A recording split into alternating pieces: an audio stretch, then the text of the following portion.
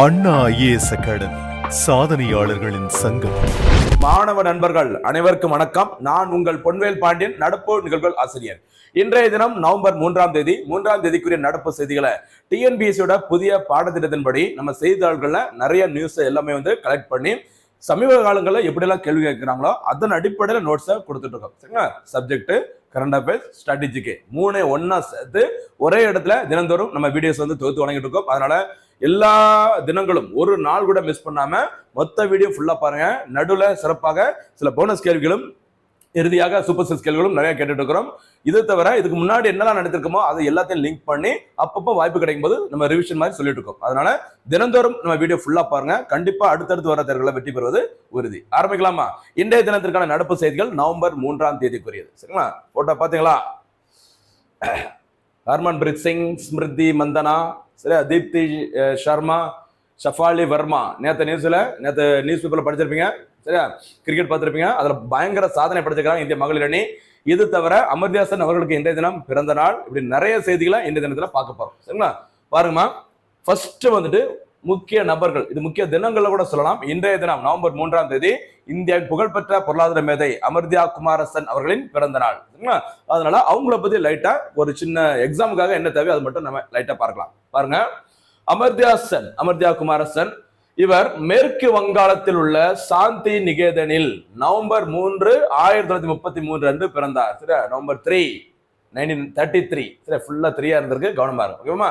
சாந்தி நிகேதன். ஓகேவா? இதுல ஒரு கேள்வி கேட்கலாமா? போனஸ் கேள்வி ஆரம்பமே. சாந்தி நிகேதன் இந்தியாவில் யுனெஸ்கோவினால் அறிவிக்கப்பட்ட எத்தனையாவது உலக பாரம்பரிய சின்னம்? இந்த சாந்தி நிகேதன். இதை பதில சொல்ல பார்க்கலாம். இந்த வேர்ல்டு ஹெரிடேஜ் சைட்ஸ் அப்படிங்கிறது யுனெஸ்கோ அமைப்பினால் வெளியிடப்படும் ஒரு அறிக்கை. அதுல இந்த சாந்தி நிகேதன் எத்தனையாவது அந்த வேர்ல்டு ஹெரிடேஜ் சைட்டாக இந்தியாவில் இடம்பெற்றது? இதை போனஸ் கேள்வியில மறக்காம சொல்லுங்க. ஓகேவா? இப்ப சாந்தி நிகேதனில் பிறந்தவர் அமர்த்தியா சென் அவர்கள். இது தவிர அவங்க என்னென்ன பரிசுகள் விண்மணிக்கிறாங்க, என்னென்ன விருதுகள் வாங்கியிருக்கிறாங்க அப்படின்னு சொல்லி பார்க்கலாம். பாருங்க, 1976ஆம் ஆண்டு என்று பாத்தீங்கன்னா மகள நோபிஸ் பரிசு. சரி, பிசி மகள நோபிஸ் உங்களுக்கு தெரிஞ்சிருக்கும். சரி, பிசிஎம் அப்படின்னாலே பிசி மகள நோபிஸ் அவர்கள் இந்தியாவில் புள்ளியியலின் தந்தை, புள்ளியியலின் முன்னோடி என்று அழைக்கப்படும் நபர் மகள நோபிஸ் அவர்கள். இவருடைய பிறந்த நாள் என்னைக்குமா? நமக்கு ஜூன் 29. சரி, ஜூன் 29 இந்தியாவில் நேஷனல் ஸ்டாட்டிஸ்டிக்ஸ் டே. இன்டர்நேஷனல்ல அக்டோபர் 20, மறக்காதீங்க. சரிங்களா? ஓகே, இந்த பிசி மகள நோபிஸ் அவருடைய மாதிரி அந்த மாடல் தான் இந்தியாவில் 5ஆண்டு திட்டத்துல, எத்தனை 5ஆண்டு திட்டத்துல? 2வது 5ஆண்டு திட்டத்துல இந்த பிசி மகள நோபிஸ் அவருடைய அந்த வளர்ச்சி மாதிரியை அடிப்படையாக கொண்டுதான் 2வது 5ஆண்டு திட்டம் இந்தியாவில் செயல்படுத்தப்பட்டது. அதுல கனரக தொழில்கள், சில ஹெவி இண்டஸ்ட்ரீஸ்க்கு முக்கியத்துவம் வழங்கப்பட்டது. கண்டிப்பா உங்களுக்கு தெரிஞ்சிருக்கும். சரிங்களா? ஓகே, இந்த மகள நோபிஸ் அவருடைய பரிசை 1976ஆம் ஆண்டு வின் பண்ணது யார்? தான் நம்முடைய அமர்த்தியா சென் அவர்கள். ஓகேவா? அதுக்கப்புறம் நிறைய வாங்கி இருக்கிறாங்க. நம்ம செலக்டிவா சில முக்கியமான மட்டும் பார்க்கலாம். 1994ஆம் ஆண்டு அன்று ஆசிய சமூகத்தின் இந்திரா காந்தி தங்கப்பதக்கம், சரி, இந்திரா காந்தி கோல்டு மெடல் சொல்லுவாங்க, இது ஆசிய சமூகத்தினால் வழங்கப்படுகிறது. இந்த பரிசை இந்த ஆண்டு வாங்கியிருக்கிறாங்க 1994ல அமர்த்தியா சென் அவர்கள். ஓகேவா? அடுத்து ரொம்ப முக்கியமான பாயிண்ட் இதுதாமா, பாருங்க. சரியா? 1998இல் பொருளாதாரத்திற்கான நோபல் பரிசு பெற்றவர் யாரு? நம்முடைய அமர்த்தியா சென் அவர்கள். ஓகேவா? இந்தியாவில இருந்து எக்கனாமிக்ஸ், சரியா, பொருளாதாரத்துக்கான நோபல் பரிசு என்ற முதல் இந்தியர் யாரு? நம்முடைய அமர்த்தியா சென் அவர்கள். எந்த ஆண்டு வழங்கப்பட்டதுமா? 1998ஆம் ஆண்டு வழங்கப்பட்டது. எக்கனாமிக்ஸ்ல வெல்ஃபேர் எக்கனாமிக்ஸ் சொல்லுவாங்கல்ல, நல்ல பொருளாதாரம், அது தொடர்பான ஆராய்ச்சிக்காக தான் அமர்த்தியா சென் அவர்களுக்கு இந்த நோபல் பரிசு வழங்கப்பட்டது. சரிங்களா? அந்த பொருளாதாரத்துக்கான நோபல் பரிசு அப்படின்னா எனக்கு இன்னொரு விஷயம் ஞாபகம் வருது, மறந்துடாதீங்கம்மா. அதாவது நோபல் பரிசு நம்ம ஏற்கனவே பார்த்திருக்கோம். அக்டோபர் மாசத்துல ஃபுல்லா, அக்டோபர் மாசம் அப்படின்னாலே நம்ம நோபல் பரிசு திருவிழா அப்படின்னு சொல்லலாம். 6 துறைகளுக்கு இது வரைக்கும் 6 துறைகளுக்கு நோபல் பரிசு வழங்கப்பட்டு வருகிறது. நோபல் பரிசு முதல் முறையாக வழங்கப்பட்ட 1901ல எத்தனை துறைகளுக்கு வழங்கப்பட்டது? பொருளாதாரத்துறை தவிர, எக்கனாமிக்ஸ் நோபல் பரிசை தவிர மிச்சம் இருக்கிற அந்த பிசிக்ஸ், கெமிஸ்ட்ரி, மெடிசின், லிட்ரேச்சர், அப்புறம் பார்த்தீங்கன்னா இலக்கியம், அந்த 5 துறைகளுக்கு நோபல் பரிசு வழங்கப்பட்டது. ஓகேவா? அந்த 5க்கு அப்புறமா 6வதாக எது சேர்க்கிறாங்க? பொருளாதாரத்துக்கான நோபல் பரிசு சேர்க்கப்படுகிறது. அது சேர்க்கப்பட்டது 1968ல சேர்க்கிறாங்க. முதல் முறையாக பொருளாதாரத்துக்கான நோபல் பரிசு சேர்க்கப்பட்ட ஆண்டு 68. முதல் முறையாக பொருளாதாரத்துக்கான நோபல் பரிசு வழங்கப்பட்ட ஆண்டு 1969. ஓகேவா? அதுக்கப்புறமா, ஓகேவா, இந்த பொருளாதாரத்துக்கான நோபல் பரிசை இந்தியாவில இருந்து ஒரு நபர் வின் பண்ணிருக்காங்க அப்படின்னா நம்முடைய அமர்த்தியா சென் அவர்கள். எந்த வருஷமா? 1998ஆம் ஆண்டு. கவனமா இருங்க. சரியா? அடுத்து போலாமா? இது தவிர அபிஜித் பானர்ஜி, இந்திய வம்சாவளியை சேர்ந்த அபிஜித் பானர்ஜி அவர்களுக்கு 2019ஆம் ஆண்டு பொருளாதாரத்துக்கான நோபல் பரிசு வழங்கப்பட்டது குறிப்பிடத்தக்கது. சரியா?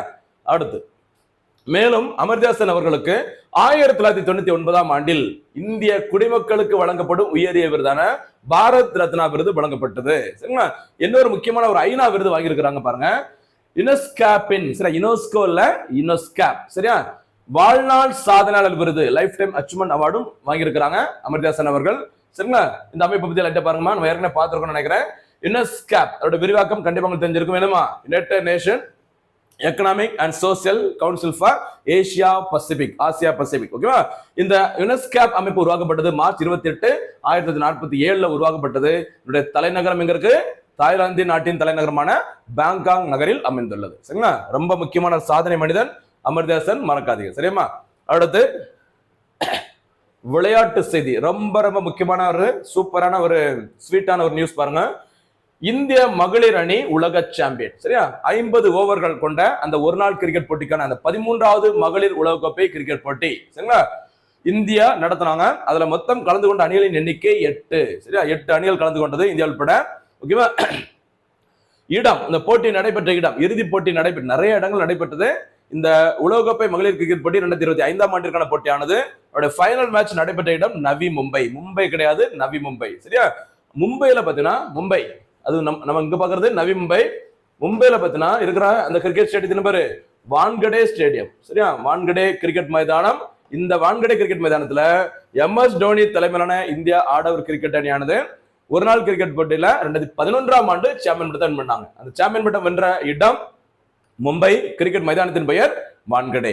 இங்க நம்ம பாக்குறது நவி மும்பை. சரியா? நவி மும்பையில் உள்ள எந்த கிரிக்கெட் ஸ்டேடியத்தில் அந்த மேட்ச் நடைபெற்றது அப்படின்னா doctor DY Patel, doctor DY Patel அந்த கிரிக்கெட் மைதானத்தில் தான் இந்த போட்டி நடைபெற்றது. இந்த போட்டிக்கு பார்த்தீங்கன்னா இந்தியாவும் தென்னாப்பிரிக்காவும், சரிங்களா, இறுதி போட்டிக்கு தகுதி பெற்றது. இதில் இந்திய அணி முதல் முறையாக சாம்பியன் பட்டத்தை வென்றது. ரொம்ப முக்கியமானதுமா, ஒரு வேர்ல்டு கப்ல அது கிரிக்கெட்ல எந்த ஃபார்மேட்டா இருக்கட்டும், சரி, 2020 இருக்கலாம், டெஸ்டா இருக்கலாம், அல்லது ஒன் டே மேட்சா இருக்கலாம், எதுவா இருக்கட்டும், இந்திய மகளிர் அணி முதல் முறையாக சாம்பியன் பட்டத்தை பண்ணிக்கிறாங்க இந்த கிரிக்கெட் போட்டியில. ஓகேவா? இறுதி போட்டியில் தோல்வி அடைந்த அணி, அதாவது 2ஆம் இடத்தை பெற்ற அணி தென்னாப்பிரிக்கா அணி. ஓகேவா? தென்னாப்பிரிக்காவும் இதுவரைக்கும் எந்த ஒரு இந்த மகளிர் கிரிக்கெட் அணி, ஓகேவா, இது ஒரு வேர்ல்டு கப் வந்து வின் பண்ணது கிடையாது. வின் பண்ணியிருந்தா அது அவங்க முதல் முறையாக வின் பண்ணியிருப்பாங்க. அந்த சாதனை நம்ம மாத்தி இந்திய மகளிர் அணி முதல் முறையாக சாம்பியன் பட்டத்தை வின் பண்ணிக்கிறாங்க. சரிங்களா? இந்த இறுதி போட்டியில் ஆட்ட நாயகி, மேன் ஆஃப் த மேட்ச், ஃபைனல்ல சிறந்த வீராங்கனைக்கான விருதை வென்றவர் ஷஃபாலி வர்மா. முக்கியமான 2 விக்கெட் 87 ரன்னை அடித்த ஓபனிங் பேட்ஸ்மேன், சரி, பேட்ஸ்மேனா, ஓகே, ஷஃபாலி வர்மா. அவங்க தான் ஆட்ட நாயகி விருது வாங்கியிருக்கிறாங்க. தொடர் நாயகி, சரி, மேன் ஆஃப் த சீரிஸ் அல்லது மேன் ஆஃப் த டோர்னமெண்ட் அப்படி சொல்ற இந்த விருதை வென்றவர் இந்தியாவின் சிறப்பான ஒரு ஆல்ரவுண்டர் தீப்தி சர்மா. சரி, ஃபைனல் மேட்ச்ல 50 அடிச்சாங்க, 4 விக்கெட்டை வீழ்த்தி இந்திய அணிக்கு முக்கியமான ஒரு பங்களிப்பை ஆற்றிய தீப்தி சர்மா அவர்கள் தொடர் நாயகி விருதை வாங்கியிருக்கிறாங்க. சரிங்களா? இவ்வாறு சாதனை படைத்த இந்திய அணியின் கேப்டனாக இருப்பவர் யாரு? ஹர்மன் பிரீத் கவுர். சரி, ஹர்மன் பிரீத் வந்துச்சுனால நல்ல ராசியான பேர் போல இருக்கு. சரிங்களா? இந்த பேர் ஞாபகம் இருக்கமா? ஹர்மன் பிரீத் சிங். ஹர்மன் பிரீத் சிங். சரியா? 2020 டோக்கியோ ஒலிம்பிக்ஸ், ஆனா 21 நடந்தது. 2020 டோக்கியோ ஒலிம்பிக்ஸ், 2024 பாரிஸ் ஒலிம்பிக்ஸ், கோடைக்கால ஒலிம்பிக் போட்டி, சம்மர் ஒலிம்பிக்ஸ், இந்த 2 ஒலிம்பிக் போட்டியிலையும் இந்திய ஆடவர் ஹாக்கி அணி வெண்கல பதக்கத்தை வென்றது. அந்த வெண்கல பதக்கம் வென்ற போது இந்திய அணியின் கேப்டனாக இருந்தவர் ஹர்மன் பிரீத் சிங், இந்திய ஆடவர் ஹாக்கி அணியின் கேப்டன். இங்க பாக்குறது ஹர்மன் பிரீத் கவுர். ஓகேவா? அவங்க என்ன பார்த்துட்டு இருக்கோமா? 13வது மகளிருக்கான ஒன் டே இன்டர்நேஷனல், அதற்கான வேர்ல்டு கப் போட்டி இந்தியாவில் நடத்தினாங்க. இந்த போட்டிகள் பல்வேறு நகரங்களில் நடைபெற்றது. இறுதி போட்டி நடைபெற்ற இடம் நவி மும்பை. நவி மும்பையில் உள்ள டாக்டர் DY பட்டேல் அந்த கிரிக்கெட் மைதானத்தில் நடைபெற்ற போட்டியில் தென்னாப்பிரிக்க அணியை வீழ்த்தி இந்திய அணி சாம்பியன் பட்டத்தை வென்றது. இந்தியன் டீமோட கேப்டன் ஹர்மன் பிரீத் கவுர். இறுதி போட்டியில மேன் ஆஃப் த மேட்ச் அந்த விருதை வென்றவர் ஷஃபாலி வர்மா. அதே மாதிரி தொடர் நாயகி விருது, ஓகேவா, இந்த மேன் ஆஃப் த டோர்னமெண்ட் அப்படி சொல்லுவாங்களா, அந்த விருதை வென்றவர் தீப்தி சர்மா அவர்கள். கவனமா இருக்கு. சரியா? ரொம்ப ரொம்ப முக்கியமான ஒரு சாதனை. சரி, இந்திய அணி ஓவராலா ஆடவரா இருக்கட்டும் மகளிரா இருக்கட்டும் இதுக்கு முன்னாடி எப்பெல்லாம் வேர்ல்டு சாம்பியன்ஷிப் வின் பண்ணிக்கிறாங்க, உலக சாம்பியன் வின் பண்ணிக்கிறாங்க, இந்த சாம்பியன்ஸ் டிராஃபி இல்லாம, சரி, உலக கோப்பை வேர்ல்டு கப்னு சொல்லி அந்த போட்டிகளை இந்திய அணி முதல் முறையாக சாம்பியன் பட்டத்தை வென்றது 1983ல. சரியா? கபில் தேவ், சரியா, முன்னாள் கேப்டன், ஹரியானா எக்ஸ்பிரஸ் என்று அழைக்கப்படும் கபில் தேவ் அவர்கள் தலைமையில் தான் இந்திய அணி முதல் முறையாக அந்த ஒன் டே மேட்ச்ல சாம்பியன் பட்டத்தை வின் பண்றாங்க உலக கோப்பையில. ஓகேவா? அதுக்கப்புறம் 2007ல முதல் முறையாக சவுத் ஆப்பிரிக்காவில் சரியா 2020 ஓவருக்கான உலகக்கோப்பை கிரிக்கெட் போட்டி நடைபெற்றது. அதுல இந்திய அணி சாம்பியன் பட்டத்தை வின் பண்ணியிருந்தாங்க MS தோனி தலைமையில. ஓகேவா? அதுக்கப்புறம் 2011ல சரியா இந்தியாவில் அந்த உலகக்கோப்பை கிரிக்கெட் போட்டி, இந்தியா மற்றும் வங்கதேசத்தில் அந்த உலகக்கோப்பை கிரிக்கெட் போட்டி நடைபெற்றது.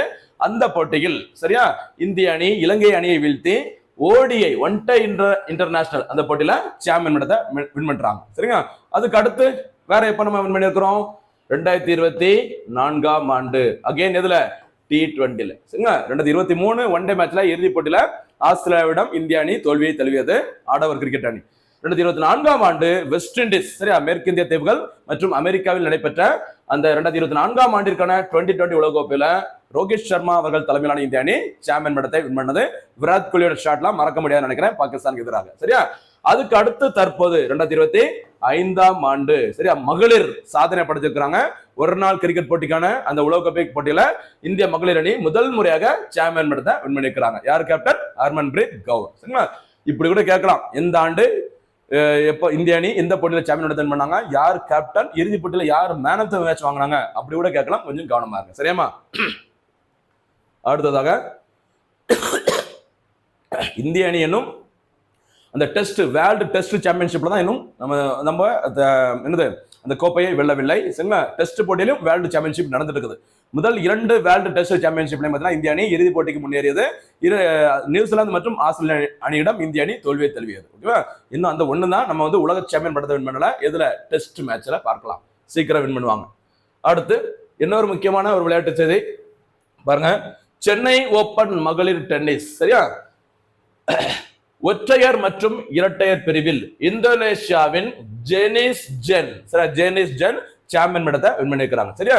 இந்த மகளிருக்கான டென்னிஸ் போட்டியானது சென்னை ஓபன் டென்னிஸ் போட்டியானது WTA அந்தஸ்து பெற்றது. அதாவது பொதுவா அந்த டென்னிஸ் போட்டி தொடர்கள் ATP அடுத்து WTA அப்படின்னு சொல்லுவாங்க. சரி, ATP அந்தஸ்து பெற்ற டென்னிஸ் போட்டி தொடர், WTA டென்னிஸ் போட்டி தொடர் சொல்லுவாங்க. இதுல ATP அப்படிங்கிறது பொதுவா யாருக்கானது? ஆண்களுக்காக நடைபெறும் டென்னிஸ் போட்டி தொடர். WTA அப்படிங்கிறது பெண்களுக்காக நடைபெறும் டென்னிஸ் போட்டி தொடர். சரிங்களா? A ஃபார் ஆண்கள் அப்படின்னு நினைச்சுக்கோங்க, வேற வழி இல்ல. ஆண்கள். W ஃபார் விமன்கள் சரியா பெண்கள் அப்படின்னு நினைச்சுக்கோங்க, மறக்காது. சரிங்களா? இந்த டென்னிஸ் போட்டி தொடர்கள்ல 4 இந்த டென்னிஸ் போட்டி தொடர்களுக்கு மட்டும் என்ன அந்தஸ்து வழங்கப்பட்டுள்ளது? Grand slam. மறக்கக்கூடாது. சரியா? இதை பத்தி நம்ம சிறப்பா ஒரு வீடியோ பின்னாடி பார்க்க போறோம். வெயிட் பண்ணுங்க. சரியா? கிராண்ட் ஸ்லாம் அந்தஸ்து பெற்ற மொத்த டென்னிஸ் போட்டி தொடர்கள் 4. ஆஸ்திரேலியன் ஓபன், பிரெஞ்சு ஓபன், அப்புறம் விம்பிள்டன், அடுத்து US ஓபன். சரிங்களா? அது ஒரு செயல் இருக்கட்டும். இந்தியாவில் நடக்கிற ஒரு முக்கியமான டென்னிஸ் போட்டி தொடர் சென்னை ஓபன் மகளிர் டென்னிஸ். சரிங்களா? இந்த போட்டி நடைபெற்ற இடம் Nungambakkam SDAT Sports Development Authority of Tamil Nadu. நம்ம ஏற்கனவே பார்த்துருக்க ஞாபகம் இருக்காமா? இதுல போனஸ் கேள்வி பதில் சொல்ல பார்க்கலாம். Sports Development Authority of India சரிங்களா மற்றும் அப்புறம் SAI சொல்லுவாங்கல்ல, இந்திய தேசிய அளவுல இந்தியாவில் தேசிய விளையாட்டு ஆணையம். சரிங்களா? இந்த 2 அமைப்புகளும் எந்த ஆண்டு உருவாக்கப்பட்டது நம்ம ஏற்கனவே முந்தைய வீடியோல பார்த்திருக்கோம். கொஞ்சம் கவனமா இருங்க. சரிங்களா? ஓகே. அப்போ இந்த சென்னை ஓபன் மகளிர் டென்னிஸ் போட்டி நடைபெற்ற இடம் நுங்கம்பாக்கம் SDAT ஸ்டேடியம். தற்போது தமிழ்நாடு டென்னிஸ் சங்கத்தின் தலைவராக இருப்பவர் சரியா புகழ்பெற்ற டென்னிஸ் வீரர் முன்னாள் வீரர் விஜய் அமிர்தராஜ் அவர்கள். தற்போது தமிழ்நாடு இளைஞர் நலன் மற்றும் விளையாட்டுத்துறை அமைச்சராக இருப்பவர் உதயநிதி ஸ்டாலின் அவர்கள். சரிங்களா? மொத்த கதையும் சொல்லியிருக்கோம், கொஞ்சம் பார்த்துக்கோங்க, ரொம்ப முக்கியமானது. அடுத்ததாக சரியா மீண்டுமா அப்படிக்கு மாதிரி ஒரு செய்தி ஒரு வாரமா வந்துட்டே இருக்கு பாருங்க.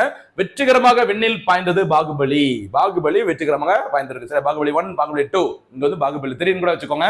ஏன் அப்படின்னா CMS-03 அப்படிங்கிற ஒரு செயற்கைக்குள் அனுப்பி இருக்கிறாங்க பாருங்க. சரிங்களா? பாகுபலி 3 CMS-03 மறக்காதீங்க. ஓகேவா? அடுத்து நாட்டின் தகவல் தொடர்பு வசதிகளை மேம்படுத்த இஸ்ரோ அமைப்பானது இஸ்ரோ சார்பில் இதுவரை 48 செயற்கைக்கோள்கள் விண்ணில் நிலைநிறுத்தப்பட்டுள்ளன. சரியா? இதில் 2013ஆம் ஆண்டு சரிங்களா 2013 என்ன போறணும்? உணவு பாதுகாப்பு சட்டம், மங்கள்யான் சரியா மனித கழிவுகளை மனிதனின் கைகளால் அள்ளுவதை தடுக்கும் சட்டம், பணிபுரியும் இடங்களில் பெண்களுக்கு ஏற்படும் வன்முறைகளை தடுப்பதற்கான சட்டம், இப்படி நிறைய இருக்குது. அந்த 2013ஆம் ஆண்டு செலுத்தப்பட்ட GSAT-7 என்று அழைக்கப்படும் இந்த ருக்மணி செயற்கைக்கோளின் ஆயுள் காலம் விரைவில் முடிவடைய உள்ளது. அதற்கு மாற்றாக ரூபாய் 1600 கோடியில் அதிநவீன CMS-03, அதான் நான் சொன்னேன் பாகுபலி 3, ஏற்கனவே பாகுபலி 2 பகுதிகள் வந்திருக்குது. இப்போ நம்ம பாகுபலி 3 வெளியிட்டு இருக்கிறோம். பாகுபலி ராக்கெட்டை குறிக்கும், கவனமா இருங்க சரிங்களா. CMS-03 அப்படிங்கிறது செயற்கைக்கோள் சரிங்களா. பாருங்க, அதிநவீன CMS-03 என்று அழைக்கப்படும் GSAT-7R, ருக்மணிக்கு என்ன பேரு, GSAT-7, இது GSAT-7R செயற்கைக்கோளை இஸ்ரோ வடிவமைத்து செலுத்திய இடம் சதீஷ் தவான் விண்வெளி ஏவுதளம் அமைந்துள்ள இடம் ஸ்ரீஹரிகோட்டா. சரியா, ரொம்ப முக்கியமான செய்தி. வருங்காலங்களில் இதுல கண்டிப்பா கேள்வி கேட்பாங்க. இதில் பயன்படுத்தப்பட்ட ராக்கெட்டுக்கு என்ன பேர் பாருங்க, LVM-3M5 சொல்லுவாங்க. சரியா, LVM-3M5. இதில் அனுப்பப்பட்ட செயற்கைக்கோளின் பெயர் தான் நம்ம ஏற்கனவே சொன்ன மாதிரி CMS-03 என்று அழைக்கப்படும் GSAT-7R. செலுத்தப்பட்ட நாள் நவம்பர் 2ஆம் தேதி 2025 ஸ்ரீஹரிகோட்டா இருந்து லான்ச் பண்ணாங்க. இதோட மொத்த எடை எவ்வளவுன்னு பார்த்தீங்கன்னா, இந்த செயற்கைக்கோளோட மொத்த எடை 4410 கிலோ. இதோட ஆயுள் காலம் 15 ஆண்டுகள். சரியா, இந்த ஆயுள் காலம் முடிகிற டைம்ல அடுத்த புதிய செயற்கைக்கோள் இதற்கு மாற்றாக அனுப்பப்படும். சரிங்களா, குறைந்தபட்சம் 170 கிலோமீட்டர் தொலைவு, அதிகபட்சம் 29,970 கிலோமீட்டர் கொண்ட புவிவட்ட பாதையில் இந்த செயற்கைக்கோள் வெற்றிகரமாக நிலைநிறுத்தப்பட்டுள்ளது. இதுவரை புவிவட்ட பாதையில் முக்கியமான பாயிண்ட் இது, புவிவட்ட சுற்றுப்பாதையில் ஏவப்பட்டதில் இதுதான் CMS-03 செயற்கைக்கோள் தான் அதிக எடை கொண்ட தகவல் தொடர்பு செயற்கைக்கோள் ஆகும். ரொம்ப முக்கியமான சாதனை. இந்தியா அனுப்பினதிலேயே இந்த புவிவட்ட சுற்றுப்பாதையில் சுற்றி வரும் செயற்கைக்கோள் அதிக எடை கொண்டது CMS-03. சரியாமா. அடுத்ததாக என்ன பயன்பாடு அப்படி பாருங்க, இந்திய கடற்படை ராணுவத்தின் பணிகளுக்காக இந்த CMS-03 பயன்படுத்தப்பட உள்ளது. மேலும் இந்திய கடலோர எல்லைகளை கண்காணிப்பதுடன் போர்க்கப்பல்கள் விமானங்கள் இடையே பாதுகாப்பான தொலைத்தொடர்பு சேவையையும் இந்த செயற்கைக்கோள் மேம்படுத்தி வழங்கும் சொல்லியிருக்காங்க. இஸ்ரோவின் வரலாற்றில் முதல் முறையாக செயற்கைக்கோள் நிலைநிறுத்தப்பட்ட பின்பும் கிரையோஜெனிக் என்ஜின் மீண்டும் இயக்கப்பட்டு பரிசோதனை செய்யப்பட்டது. அப்படின்னா பாத்துக்கோங்க, ஃபர்ஸ்ட் டைம் இஸ்ரோட வரலாற்றிலே பார்த்தீங்கன்னா ஒரு செயற்கைக்கோளை மேல அனுப்பி அதை நிலைநிறுத்திய பிறகு ஓகேவா, அதில் பயன்படுத்தப்பட்ட அந்த 3ஆம் நிலை என்ஜினான மொத்தம் 3 நிலைகளை கொண்டது அந்த LVM-3 ராக்கெட். ஓகேவா, அதுல கிரையோஜெனிக் என்ஜின் நிறுத்தப்பட்டு கிட்டத்தட்ட ஒரு 16 நிமிஷத்துக்கு அப்புறம் மீண்டும் இயக்கப்பட்டு ஒரு சூப்பரான ஒரு பரிசோதனை மேற்கொண்டிருக்காங்க இஸ்ரோ. இது குறிப்பிடத்தக்க ஒரு சாதனை. இந்த பயன்படுத்தப்பட்ட என்ஜின்கள் ஒன்னு S-200 என்ஜின், அடுத்து விகாஸ் என்ஜின், அடுத்து கிரையோஜெனிக் என்ஜின். சரிங்களா, இந்த விகாஸ் அப்படிங்கிறது தெரியும் நினைக்கிறேன். விகாஸ்ங்கிற பேரு விக்ரம் சாராபாய் அவங்களோட பேர் தான் இந்த விகாஸ் என்ஜின் பேருக்கு வச்சிருக்காங்க. இந்த கிரையோஜெனிக் என்ஜின் சோதனை தமிழ்நாட்டில் நடைபெற இடம் எங்குமா, திருநெல்வேலி மாவட்டம் மகேந்திரகிரியில் நடைபெற்று வருகிறது. ஓகேவா, சரி. தற்போது இப்படி நிறைய சாதனை படுத்திருக்கிற இஸ்ரோவின் தற்போதைய தலைவர் வி நாராயணன் அவர்கள். சரி, முடிஞ்சா இஸ்ரோவின் கடைசி 4 தலைவர்கள் யாரு அப்படிங்கிற பதில் சொல்லுங்க. சரி, நாராயணன் அவர்களுக்கு முன்னாடி யாரு, அதுக்கு முன்னாடி யாரு, அவங்க டைம்ல என்ன சாதனை அல்லது என்ன, இப்ப சந்திரன் 2 இருக்கலாம், சந்திரன் 3 இருக்கலாம். நான் நேரடியாக சொல்லிடுறேன், சந்திரன் 1, சந்திரன் 2, சந்திரன் 3 இந்த 3 திட்டங்களும் அனுப்பும் போது செயல்படுத்தும் போது இஸ்ரோவின் தலைவர்கள் இருந்தவர் யார் அப்படிங்கிறத பதில சொல்லுங்க. சரிங்களா, அடுத்ததாங்க பாதுகாப்பு தொடர்புடைய ஒரு செய்தி. ரஷ்யா தொடர்புடைய நிறைய பாதுகாப்பு செய்திகள் வந்துகிட்டே இருக்கு பாருங்க. கபாரோவ்சுக் நீர்மூழ்கி கப்பல் சப்மரைன் அறிமுகப்படுத்திய நாடு ரஷ்யா. இந்த நீர்மூழ்கி கப்பல் சக்தி வாய்ந்த இந்த பாசிட்டான் ட்ரோன் அணுசக்தி நீர்மூழ்கி கப்பல்களின் ஒரு பகுதியாகும். சரிங்களா, இதுல ஒரு விஷயம் நமக்கும் அவங்களுக்கும் தொடர்பு இருக்குது. என்ன சொல்லிப்பாங்க, இந்தியாவின் INS விக்ரமாதித்யா கப்பலை சீரமைத்த செவ்மாஸ் கப்பல் கட்டும் தளத்தில் இருந்து இந்த கப்பல் உருவாக்கப்பட்டுள்ளது. என்ன கப்பல்மா, கபாரோவ்சுக் என்பது ரஷ்யா சமீபத்தில் அறிமுகப்படுத்திய ஒரு நீர்மூழ்கி கப்பல். இந்த கப்பல் ரஷ்யாவின் செவ்மாஸ் என்ற கப்பல் கட்டத்தில் உருவாக்கப்பட்டது. இங்க இருந்துதான் சரிங்களா சீரமைக்கப்பட்டது ஒரு போர்க்கப்பல், ரஷ்யாவுக்கு சொந்தமான போர்க்கப்பல். சரியா, என்ன சொல்லுவாங்க, இந்த கோர் கோஸ்ட் சொல்லுவாங்கல்ல, அந்த INS அந்த கப்பல் தான் இந்தியாவிற்காக என்ன பெயர் மாற்றத்துடன் பயன்படுத்தப்பட்டது, INS விக்ரமாதித்யா. சரிங்களா, ரஷ்யா சமீபத்தில் இன்னொரு செய்தி, இந்த கபாரோவ்சுக் அந்த நீர்மூழ்கி கப்பல் மாதிரி இன்னொரு முக்கியமான செய்தி நம்ம ஏற்கனவே பார்த்தது, ப்ரோவெஸ்ட்னிக் எனப்படும் கண்டம் விட்டு கண்டம் பாயும். எத்தனை கிலோமீட்டர் லிமிட்லாம் கிடையாது, 14,000 கிலோமீட்டர் கூட அசால்ட்டா தாண்டிச்சு. இந்த அணு ஆயுத ஏவுகணையை ரஷ்யா வெற்றிகரமாக சோதனை செஞ்சிருக்கிறாங்க. சரிங்களா? இந்த ஏவுகணை சோதனை பிறகுதான் அமெரிக்கா 30 ஆண்டுகளுக்கு பிறகு மீண்டும் அணு ஆயுத சோதனை நடத்துங்க அப்படின்னு சொல்லிட்டு அமெரிக்காவின் தற்போதைய அதிபர் யார் உத்தரவிட்டிருக்கிறாங்க? டொனால்ட் ட்ரம்ப் அவர்கள். சரிங்களா? இது அணு ஆயுதங்களை ஏந்தி செல்லும் அணுசக்தியில் இயங்கும் கூடியது. சரி, அணு ஆயுதங்களை ஏந்தி செல்லக்கூடியது. இது தவிர இந்த ப்ரோவெஸ்ட்னிக் அப்படிங்கிற ஏவுகணையானது அணுசக்தியில் இயங்கக்கூடியது. கவனமாக, ரொம்ப முக்கியமான செய்தி இது. சரிங்களா? இந்தியாவில் அணுசக்தி நீர்மூழ்கி கப்பல்கள். சரி, அதை பார்த்தாச்சு. அதனால இந்தியாவுடன் தொடர்புடையும் நம்ம பார்த்துக்கலாம். இது யாருன்னு நம்ம பார்த்திருக்கோம், உங்களுக்கு தெரியும் நினைக்கிறேன். ஐஎன்எஸ் அரிகந்த் இதுதான் இந்தியாவில் அணுசக்தியில் இயங்கும் இந்தியாவின் முதல் நீர்மூழ்கி கப்பல். India's first nuclear power submarine சொல்லுவாங்க. செகண்ட் பார்த்தீங்கன்னா அரிகாட், தேர்ட் ஒன் பார்த்தீங்கன்னா ஐஎன்எஸ் அரித்தமான். இதுதான் இந்தியாவில் அணுசக்தி நீர்மூழ்கி கப்பல்கள். அடுத்த ஒரு புத்தகம், ஒரு ஃபேமஸான புத்தகம் இன்னைக்கு நியூஸ்ல வந்திருக்கு பாருங்க, the man who fed India. சரியா? இந்த புத்தகத்தின் ஆசிரியர் யார் பாருங்க, பிரியம்பதா ஜெயக்குமார். இந்த புத்தகம் யாரை பெற்றது அதுதான் முக்கியம். சரிங்களா? இந்த எழுத்தாளர் கூட அந்த அளவுக்கு ஃபேமஸ் நபர் கிடையாது. ஆனா அந்த புத்தகம் யாரை பெற்றது அப்படிங்கறதுனால கண்டிப்பா இது எக்ஸாம்ல கேட்கலாம். கவனம் பாருங்க. இந்தியாவின் வேளாண் விஞ்ஞானியும் இந்திய பசுமை புரட்சியின் தந்தையுமான எம்.எஸ். சுவாமிநாதன் அவர்களின் வாழ்க்கை வரலாறு பற்றிய ஒரு புத்தகம். சரியா? எம்.எஸ். சுவாமிநாதன், சரியா, Father of Green Revolution in India. ஒரு பார்த்தீங்கன்னா ஃபேமஸான ஒரு அக்ரிகல்ச்சர் சயின்டிஸ்ட். சரிங்களா? அவங்கள பத்தின ஒரு வாழ்க்கை வரலாற்று புத்தகம் தான் the man who fed India அப்படின்னு சொல்றாங்க. இதோட ஆசிரியர் பிரியம்பதா ஜெயக்குமார் அவர்கள். சரிங்களா? எம்.எஸ். சுவாமிநாதன் அவர்களுக்கு இந்தியாவில் குடிமக்களுக்கு வழங்கப்படும் உயரிய விருதான என்ன விருது? பாரத் ரத்னா விருது எந்த ஆண்டிற்காக வழங்கப்பட்டது? 2024ஆம் ஆண்டு. யாருக்கெல்லாம் கொடுத்தாங்க ஞாபகம் இருக்கா? 2024 24ஆம் ஆண்டிற்கான பாரத் ரத்னா விருது எம்.எஸ். சுவாமிநாதன். அடுத்து கர்பூரி தாக்கூர் அவர்கள், சரண் சிங், பி.வி. நரசிம்மராவ், எல்.கே. அத்வானி. 5 நபர்களுக்கு கடந்த ஆண்டு நோபல் பாரத் ரத்னா விருது வழங்கப்பட்டது. நேற்றைய வீடியோவில் நான் ஒன்று சொல்லியிருந்தேன், இனி ஃபியூச்சர்ல பாரத் ரத்னா விருது அறிவிக்கப்படுவதற்கு சரியா சாத்திய கூறுகள் கொண்ட ஒரு சில நபர்களை வந்துட்டு நான் பரிந்துரைச்சேன். என்ன பேரலாம்? ஒரு கெஸ்ஸிங். சரி, பரிந்துரை கெஸ்ஸிங். யாரெல்லாம் சொன்னமா? சர்தார் வல்லபாய் பட்டேல் அவர்கள், இசைஞானி இளையராஜா அவர்கள், விஸ்வநாதன் ஆனந்த் அவர்கள். இவங்கள யாருக்காச்சும் ஒருத்தருக்காவது அநேகமா அடுத்த பாரத் ரத்னா விருது வழங்கப்படும். என்னோட கணிப்பு, பார்க்கலாம் பழிக்குதா இல்லையா அப்படின்னு சொல்லிட்டு. அடுத்ததாக ஒரு தேசிய செய்தி பாருங்க, ஒரு பழைய செய்தி, அன்னைக்கு இன்னைக்கு நியூஸ் பேப்பர்ல வந்த செய்தி பாருங்க. இந்திய ரயில்வேயின் முதல் தனியார் ரயில் சேவை. சரி, தனியார் ரயில் சேவை அப்படின்னா தனியாரே ரயில்வே உருவாக்கி தனியாரே அந்த ரயிலை இயக்குறாங்களா? அப்படி கிடையாது. இந்திய ரயில்வேக்கு சொந்தமான ரயில இந்திய ரயில்வேக்கு கீழே இருக்கிற இன்னொரு நிறுவனம் அந்த ரயில வந்து இயக்குறாங்க. அதனால அந்த பேர் வச்சுக்கிறாங்க. சரியா? இந்தியாவின் முதல் தனியார் ரயில் எனப்படும் தேஜஸ், என்ன பேரு? தேஜஸ் விரைவு ரயில் புதுடெல்லி முதல் லக்னோ இடையே இயக்கப்பட்டு வருகிறது. சரிங்களா? இதன் முதல் வர்த்தக ரீதியிலான பயணம் 2019ஆம் ஆண்டு அக்டோபர் 4ஆம் தேதி தொடங்கியது. சரிங்களா? எங்க இருந்தாங்க? டெல்லி டு லக்னோ. சரிங்களா? இந்த ரயிலை இந்திய ரயில்வே அறிமுகப்படுத்திய ஆண்டு 2019. அதான் சொல்லிக்கோ, அக்டோபர் 4ஆம் தேதி இயக்கப்பட்டது. இதை இந்திய ரயில்வேயின் துணை நிறுவனமான ஐஆர்சிடிசி இந்தியாவில், சரிங்களா, அதாவது இந்த டூரிசம் கேட்டரிங் சர்வீஸ் எல்லாத்தையும் வழங்குற இந்திய ரயில்வேயின் துணை நிறுவனத்தின் பெயர் தான் ஐஆர்சிடிசி. இந்த நிறுவனம் தான் இந்த தேஜஸ் விரைவு ரயிலை இயக்கி பராமரித்து வராங்க. மற்றபடி இவங்களுக்கு தனியா ஒரு தனியார் நிறுவனத்திற்கு சொந்தமானது கிடையாது இந்த ரயில். ஓகேவா? அதனால்தான் இது தனியார் ரயில் என அழைக்கப்படுகிறது. மற்றபடி அவங்களோட சொந்த ரயில் கிடையாது. சரிங்களா? ஓகே, பாருங்க, ஐஆர்சிடிசி பார்த்ததுனால அது பத்தி ரைட்டா என்னன்னு சொல்லி பார்க்கலாம். அதோட விரிவாக்கம் Indian railway catering and tourism corporation, அதான் ஷார்ட்டா ஐஆர்சிடிசி. சரிங்களா?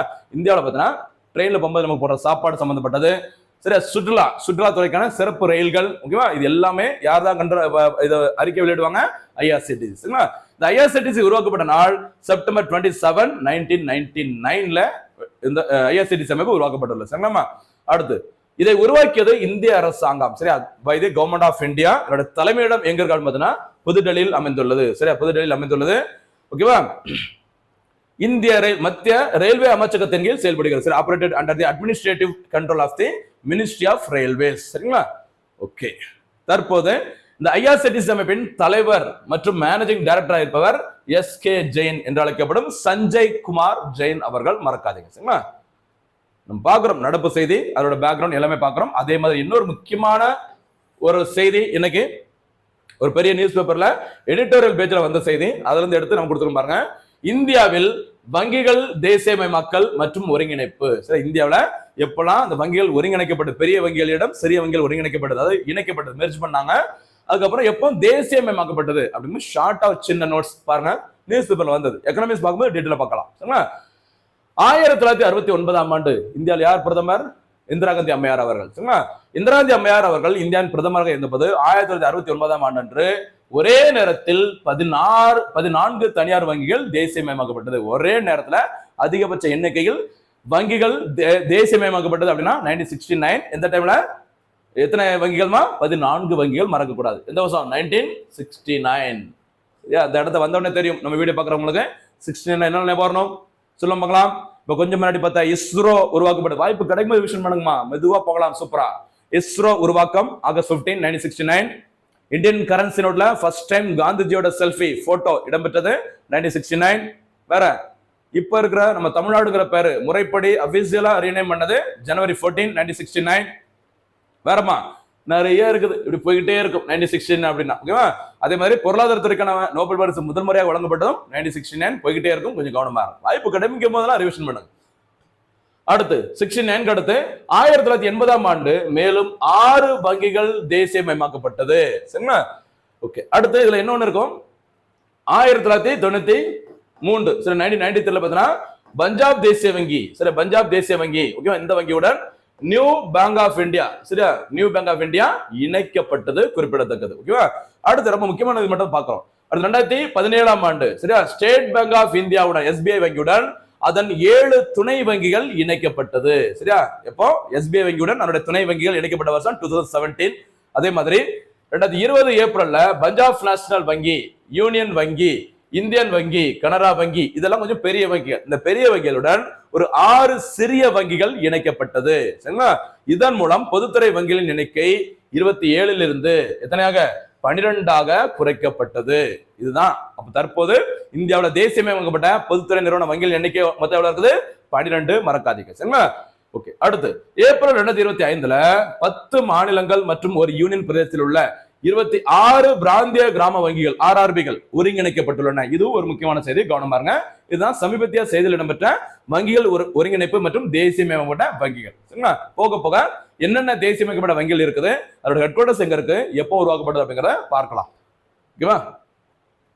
அடுத்ததாக இன்றைய தினத்திற்கான சூப்பர் 6 கேள்விகள். முதல் சூப்பர் 6 கேள்வி, 2025ஆம் ஆண்டிற்கான ஒருநாள் போட்டிக்கான மகளிர் உலகக்கோப்பை கிரிக்கெட் போட்டியில் சாம்பியன் பட்டத்தை எந்த அணி வென்றுள்ளது? ஈஸியா அடிச்சிருப்பீங்க. முடிஞ்சா யார் கேப்டன், யார் மேன் ஆஃப் த மேட்ச், யார் மேன் ஆஃப் த டோர்னமெண்ட், சரி, மேனா விமனா, பதில சொல்லுங்க. அடுத்து எந்த செயற்கைக்கோளுக்கு மாற்றாக CMS-03 அனுப்பப்பட்டுள்ளது? தொடர்ந்து இந்த கேள்வி வந்துட்டே இருக்கு, கவனமா இருங்க. அடுத்து மூன்றாவது சூப்பர் 6 கேள்வி, சென்னை ஓபன் டென்னிஸ் போட்டியில் மகளிர் பிரிவில் சாம்பியன் பட்டத்தை வென்றவர் யார்? சரிங்களா? இந்திய ரயில்வேயின் 4வது கேள்வி, இந்திய ரயில்வேயின் முதல் தனியார் ரயில் சேவை எங்கு தொடங்கப்பட்டுள்ளது? யாரால் இயக்கப்படுகிறது அப்படிங்கிறது போனஸ் கேள்வியா சொல்லுங்க பார்க்கலாம். அடுத்து IRCTC-யின் விரிவாக்கம் என்ன மற்றும் அந்த IRCTC அமைப்பானது எப்போது தொடங்கப்பட்டது? இது 5வது கேள்வி. 6வது மற்றும் இறுதி சூப்பர் 6 கேள்வி, தற்போது இந்தியாவில் உள்ள பொதுத்துறை வங்கிங்கிற வார்த்தை விடுபட்டிருக்குது, வங்கிகளின் எண்ணிக்கை எத்தனை அப்படிங்கிறத பதில சொல்லுங்க. சரிங்களா மக்களே? கவனிங்க, நிறைய செய்திகளை தினமும் சொல்லிட்டு இருக்கோம். அது ஜஸ்ட் சும்மா ஏதோ ஒரு நியூஸ் அப்படிங்கிற மாதிரி இல்லாம சமீபத்துல TNPSC எப்படிலாம் கேள்வி கேட்கறாங்களோ அதன் அடிப்படையில அவ்வளவு எஃபர்ட் போட்டு அவ்வளவு டைம் ஒதுக்கி தினந்தோறும் உங்களுக்காக தொகுத்து வழங்கிட்டு இருக்கோம். அதனால ஃபுல்லா டெய்லி பாருங்க. கண்டிப்பா அடுத்த வர தேர்வுகளை நம்ம வெற்றி பெறுவது உறுதி. மீண்டும் சந்திக்கலாம். நன்றி, வணக்கம்.